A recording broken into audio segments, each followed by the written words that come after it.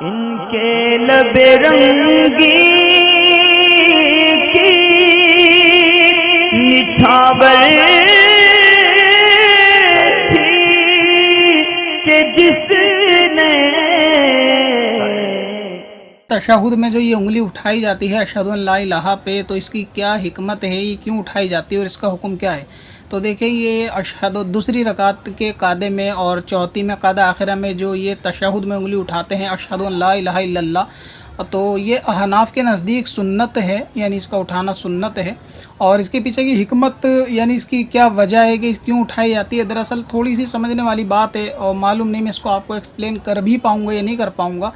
कि जिस तरह ये जुमला कहा जाता है, अगर आप इस पर बहुत ज़्यादा तवज्जो से सुन के गौर देंगे कि ला इलाहा इल्लल्लाह, कि नहीं है कोई माबूद मगर अल्लाह के, तो जब हम ये बात को कहते हैं कि ला इलाहा इल्लल्लाह, नहीं है कोई माबूद मगर अल्लाह, यानी कोई इबादत के लायक नहीं है मगर अल्लाह के, तो जिस जगह हम इनकार करते हैं कि कोई इबादत के लायक नहीं है, तो वहाँ क्योंकि हम मुँह से इनकार कर रहे हैं तो ये इनकार मुतलकन हो जाता है कि कोई भी इबादत के लायक नहीं है, मगर ऐसी सूरत में एक उंगली से इशारा कर रहे होते हैं कि कोई नहीं है मगर एक फिर भी है। तो इसलिए जब हम अगले जुमले पे पहुँचते हैं इल्लल्लाह के मगर अल्लाह के, तो वहाँ हम इसका इकरार ज़बान से कर देते हैं कि अल्लाह इबादत के लायक है, लिहाजा वहाँ पे उंगली को नीचे रख देते हैं। तो इसी तरह जब हम इस जुमले को दोबारा गौर से आप सुनेंगे, पढ़ेंगे या देखेंगे कि ये जो अरबी में इनकार के लिए होता है ना, जैसे इंग्लिश में नो होता है, नो या नॉट होता है, इसी तरह अरबी में ला का इस्तेमाल होता है, यानी मुमानियत के लिए, मनाही के लिए,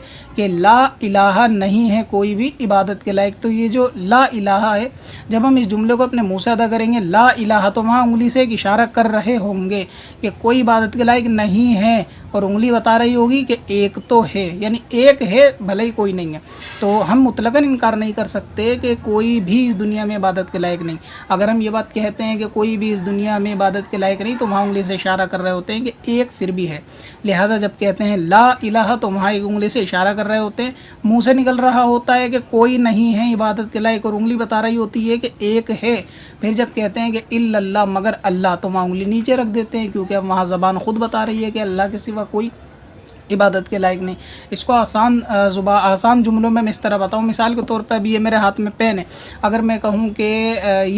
ये किताब है, तो आप इसके इनकार में कहोगे कि नहीं ये किताब नहीं है, ये कलम है। तो ये जब आप इनकार करोगे, जिस तरह वहाँ पे अरबी में ला का इस्तेमाल होगा, मसलन अगर मैं कहूँ कि हाजा किताबुन, क्या ये किताब है, तो आप कहोगे ला हाजा किताबुन, कि ये किताब नहीं है, हाजा कलमुन, कि ये कलम है। तो ये जो इनकार है आपका कि ला हाजा किताबुन, कि ये किताब नहीं है, इसी तरह ये ला जो इनकार के लिए आता है, जब इसमें कहा जाता है कि ला इलाहा, कि कोई नहीं है इबादत के लायक, तो वहाँ उंगली से हम एक इशारा करते हैं कि एक अल्लाह फिर भी है, और फिर हम अगले जुमले में कह देते हैं कि मगर अल्लाह, ला इलाहा इल्लल्लाह, कोई नहीं है इबादत के लायक मगर अल्लाह। तो जहाँ मुँह से इकरार हो गया अल्लाह, तो वहाँ उंगली की ज़रूरत नहीं है, उसको नीचे रख लिया। और जहाँ मुँह से इकरार नहीं है, ज़बान से इनकार हो रहा है, तो इनकार मुतलकन नहीं है, तो एक उंगली से फिर भी इशारा हो रहा है कि एक अल्लाह तो फिर भी है, उसके सिवा कोई नहीं है। फिर आगे के जुमले में उसको हम एक्सप्लेन कर देते हैं। तो इस तरह एक उंगली से उठा के हम एक अल्लाह तबारक व तआला के होने का इकरार करते हैं, जबकि ज़बान से मना कर रहे होते हैं उस आधे जुमले में,